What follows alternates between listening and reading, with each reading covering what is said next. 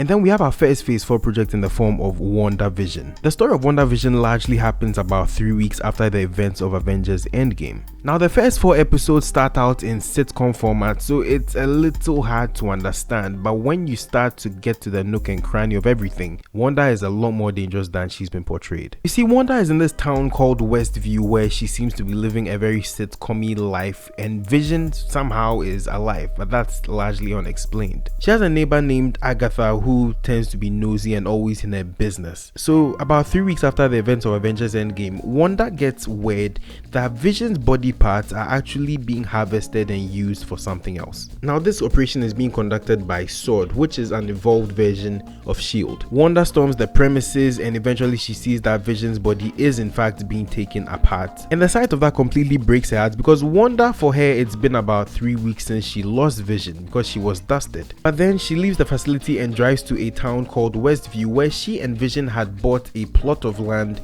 to build a house on, and it is in that place that her grief completely overtakes her and she practically warps reality. So she practically creates a hex around Westview, conforming the reality to her standard, creates a house, then creates a Vision who remembers nothing at all of what happened except his love for Wanda. Along the way, she creates sons for herself known as Billy and Tommy, and they don't grow up in the standard way. Every 5 minutes they seem to have bumped up about 6 months in age. And SWORD realizes the gravity of the situation, so they set up a whole perimeter around this place just to make sure they can get to Wanda. One of the SWORD agents on hand is Monica Rambeau, the daughter of Maria Rambeau, Captain Marvel's best friend. Monica unfortunately was dusted 5 years before, and when she came back, her mom had passed away from cancer. And in the process of burying herself with work, she actually ends up entering the hex and becoming a character in Wanda's TV show. But eventually, Vision being Vision, even if he wasn't real, started to figure out that everything was not what it seemed, and he questioned her about it. And then it's revealed that Agatha had some sort of influence on Wanda's actions. Agatha was a witch during the Salem witch trials, and she was going to have her power stripped from her because darkness had seemingly corrupted her. Her own mother was about to take her life. But then Agatha kills all the witches that tried to drain her of her power by sucking their life forces, including her mother's. So Agatha starts to take Wanda on a trail of her own life, revealing moments from her childhood that had contributed to some of the elements that were present in the hex. And then Agatha reveals a bombshell detail that apparently a book called The Darkhold has prophesied that Wanda would become the Scarlet Witch, and she's also said to have much more power than the Sorcerer Supreme. In the meantime, Monica Rambeau is on the outside. She was actually expelled from the hex by Wanda herself, but then she found a way to re-enter, and in the process of doing so, practically gained superpowers. And also it's revealed that Vision's body parts weren't being taken out, they were being used to create a new version of Vision,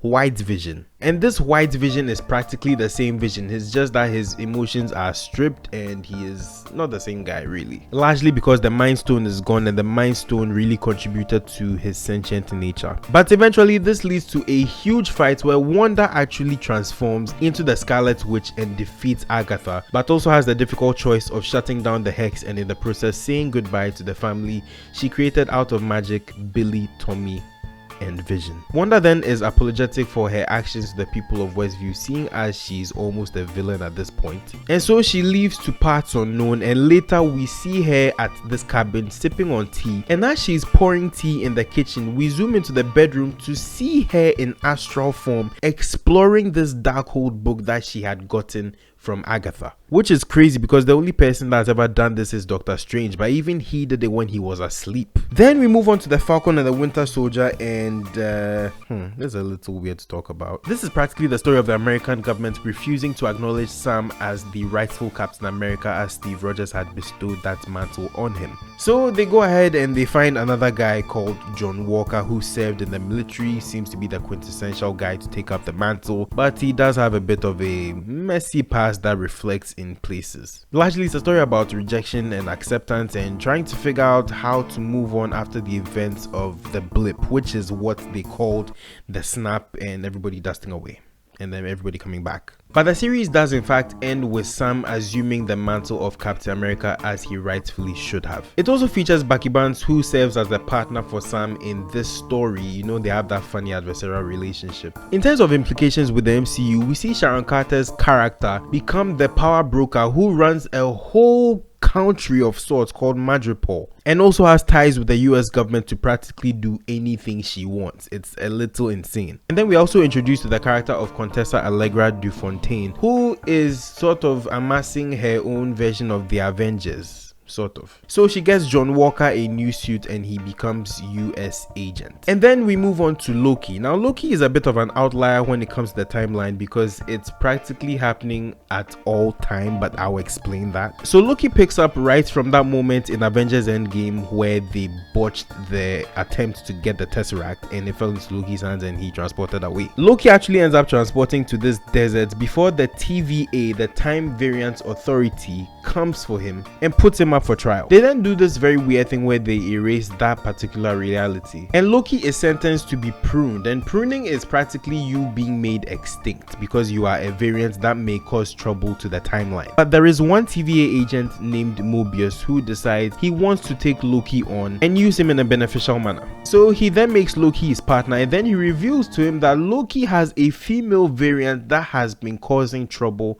for the TVA. Eventually Loki meets this variant who is named Sylvie. Sylvie is on a mission to destabilize the TVA because they took her as a little girl and somehow she escaped, but she never had the normal life that she should have had and was going to be pruned just because she existed as a female variant and not as a male Loki. Then a few things happened and Loki is actually pruned, but he does not die. He goes to this place called the Void. The Void is essentially this place that exists out of time. It's like purgatory, but over there you are subject to be eaten by this creature called Alioth. We also see the pruning of Mobius and Sylvie herself. So they make it into the Void and then they figure out that Alioth is actually guarding something, and this thing could be the key to destabilizing the TVA once and for all. And through the help of a lot of Lokis that they meet within the Void that have found a way to escape Alioth, they are able to defeat Alioth and open this gateway that leads to this citadel. Loki and Sylvie go to the citadel, which sits outside of time. Mobius returns back to his normal place, and it is at that citadel that Loki and Sylvie meet He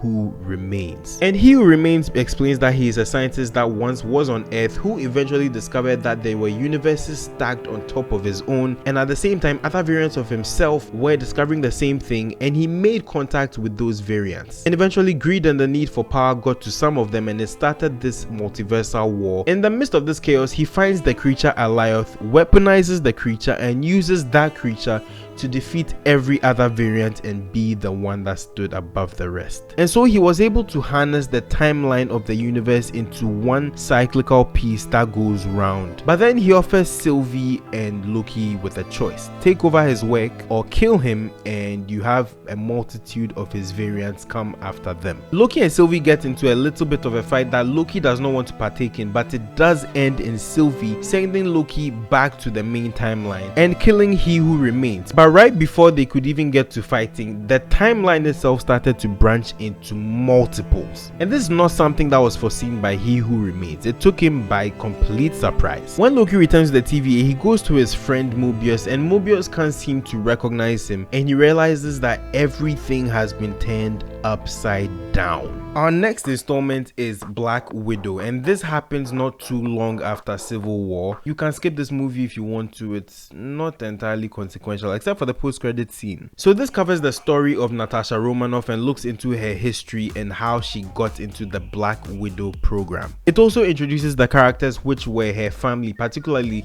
David Harbour's character of Alexei Shostakov, the Red Guardian who was practically the Russian version of Captain America, her adoptive mother Melina, and her sister Yelena Bolova. And they actually have to battle the Taskmaster, who is actually the daughter of the man that ran the Red Room operation where they were held for years, Dreykov. Essentially, Natasha tried to kill Dreykov, but Dreykov's daughter took the hit. She didn't die, her face was just very badly scarred. But Natasha uses this as an opportunity to take down the entire Red Room operation. In the post-credit scene, we see Yelena go to the grave of Natasha, that is near their childhood home, and then Yelena is approached by Contessa Allegra Dufontaine, who has a proposition to apparently kill the man that killed Natasha, and she presents a picture of Clint Barton. Which is crazy because of course he tried to save her when they were on Vormir, but she opted to go. And after that, we have the release of What If Season 1, and this really is just a collection of stories across the MCU multiverse in animated form. Now, they might be canon in a way because we get Captain Carter, but it just largely reimagines major events that have happened in the MCU and if different characters were placed in very different positions. Then we move to Shang-Chi and the Legend of the Ten Rings, and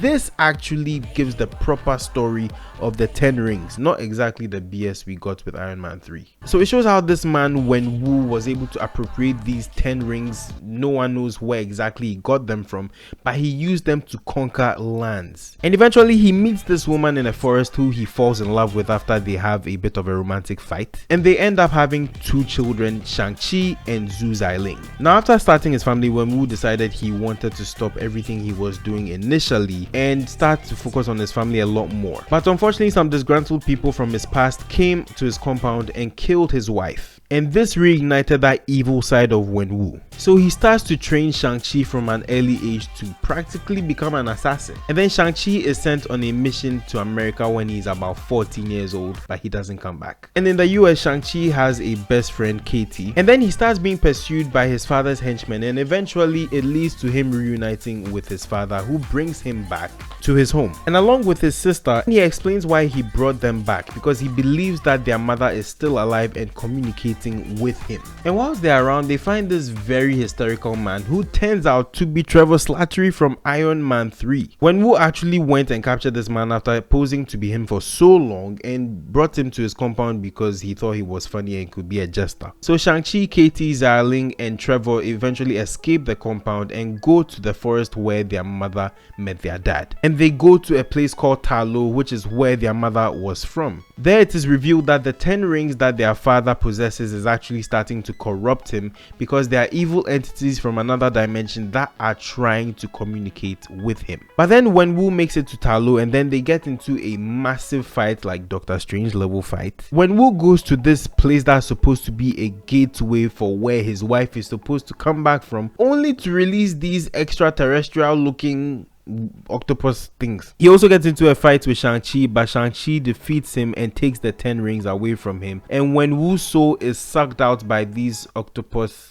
thingies. But eventually, Shang-Chi, Zali, Katie, and the people of Ta Lo are able to defeat these monsters. Upon returning to the real world, Shang-Chi is approached by Wong, who asks him and Katie to come with him to the Sanctum Sanctorum. And over there, they have a conversation with Bruce Banner and Captain Marvel about the origin of the 10 rings, and it's very much unidentified as to where these rings came from. But it does seem as though these rings are emitting a certain signal, and as to what it may be calling, they are not quite sure. Also, we see that Xiling, Shang-Chi's sister, has reopened the 10 Rings organization and is heading it as its boss. Then the next release is The Eternals, which personally, I don't like this movie. I don't feel like talking about it, so I'll just leave this text on the screen for you to read.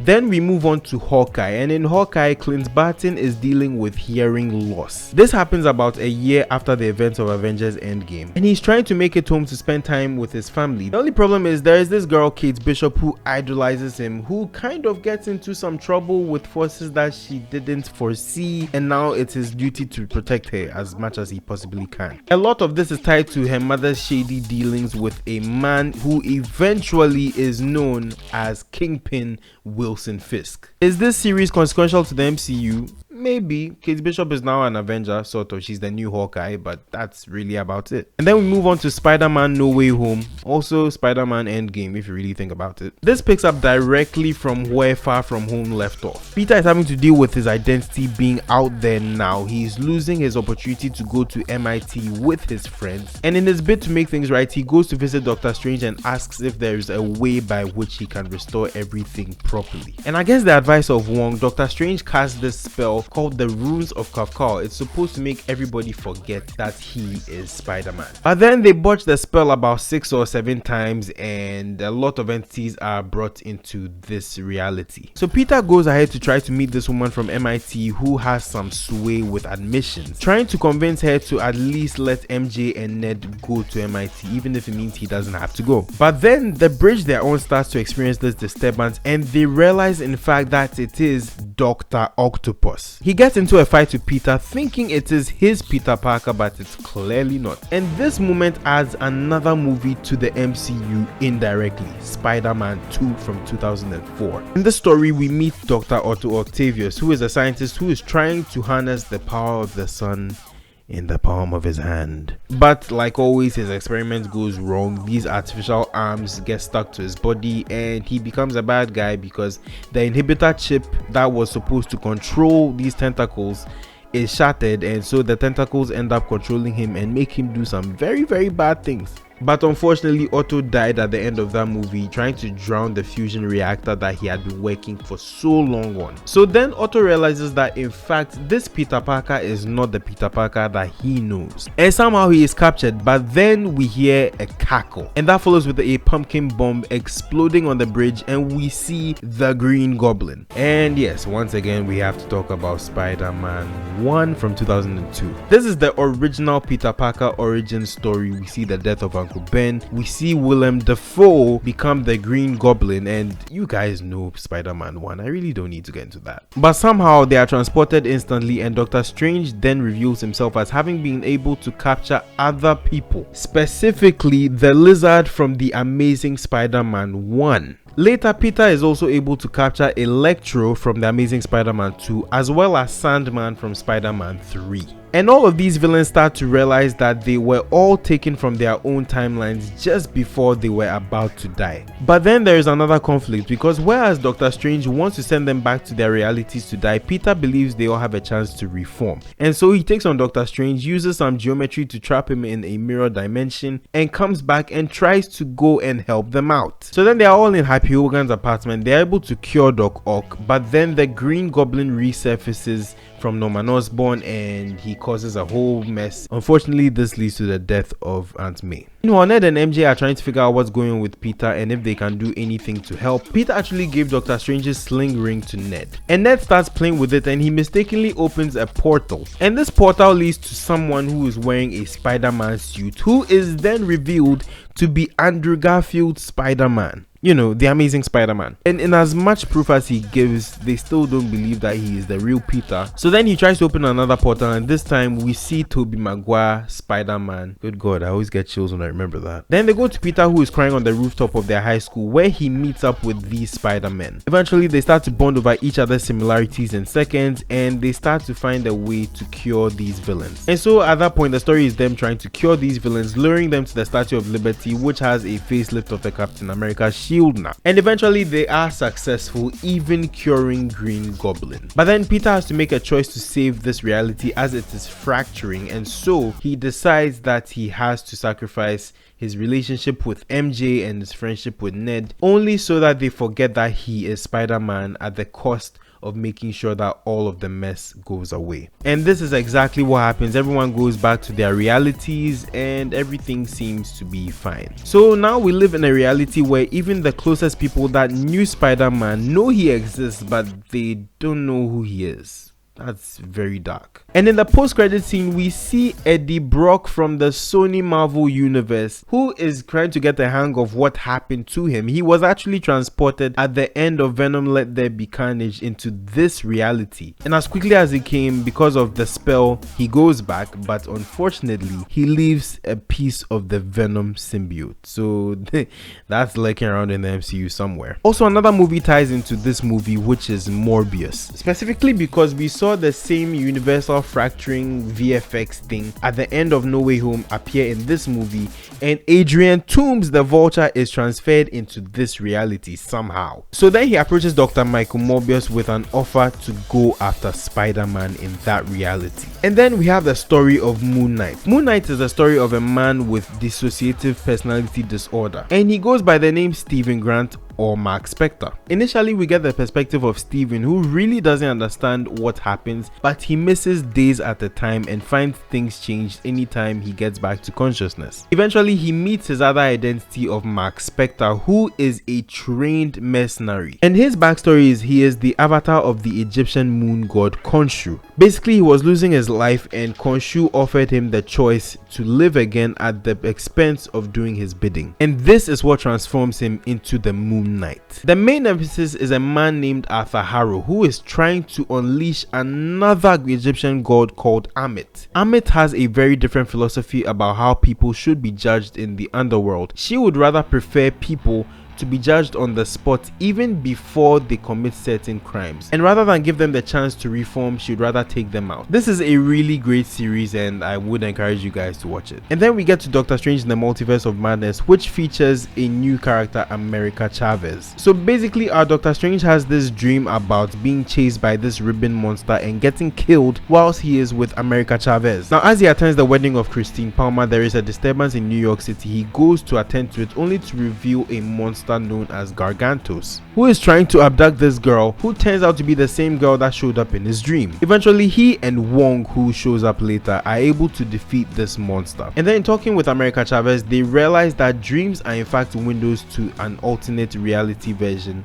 of yourself. And when they ask for proof from America, America reveals the body of the Doctor Strange that was in that dream. So seeing as America is still young with so much power, they offer to take her to Kamataj. Meanwhile, Strange goes to look for Wanda, and he finds her in this apple orchard where he has this conversation with her, but unfortunately she outs herself as knowing about America, even though Doctor Strange hadn't told her her name. Then Wanda reveals her hex and that she has been using the Darkhold to try to get to another universe where she can be with her sons again, and she knows that America has that power that she's looking for, so she offers a choice to Strange: surrender America or face the Scarlet Witch and die. But clearly they would choose option B, so the Scarlet Witch attacked and destroyed people in Kamataj, and she almost got to America before somehow, someway, America opened a portal to another universe. And seeing that America had no control over her power, she still had no way of getting she and Doctor Strange back to Earth. And in their quest of finding this universe's Doctor Strange in order to get answers and potentially get back to their own universe, they end up meeting Mordo of this universe, who then explains what the Scarlet Witch is trying to do, which is dream walking.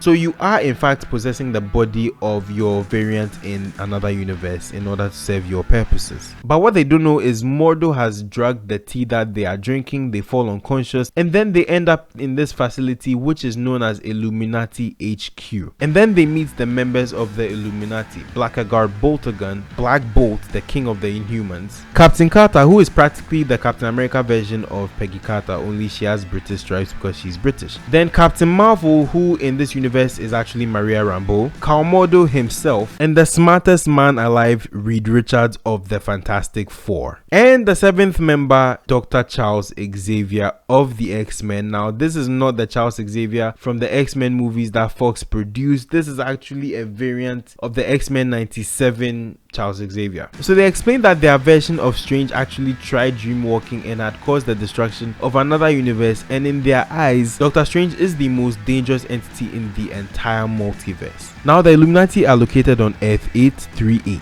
whilst our reality that we've known this whole time is Earth 616. So Earth 616 Wanda actually is able to possess the body of 838 Wanda twice, and the second time she flies her alternate self to Illuminati HQ, takes out all the Ultron robots and faces the Illuminati head on. And despite the killer entrance they had, she absolutely killed all of them on the spot. Now after a fight with Mordo, Strange finds a way to release himself. America is also able to release herself, and she comes with the alternate version of Christine Palmer. They then make their way to this place called the Gap Junction, which is supposed to be the space between universes. And on the Gap Junction is this this book called the Book of Vishanti, which is supposed to be the antithesis of the Darkhold, basically providing answers to a wizard that would need help in any situation possible. But Wanda does get a hold of America Chavez and summons her back to Mount Wundagore, where she had been setting up shop this whole time. Afterwards, Strange and Christine Palmer are sent into an alternate reality that we do not recognize, but it is in that reality that they meet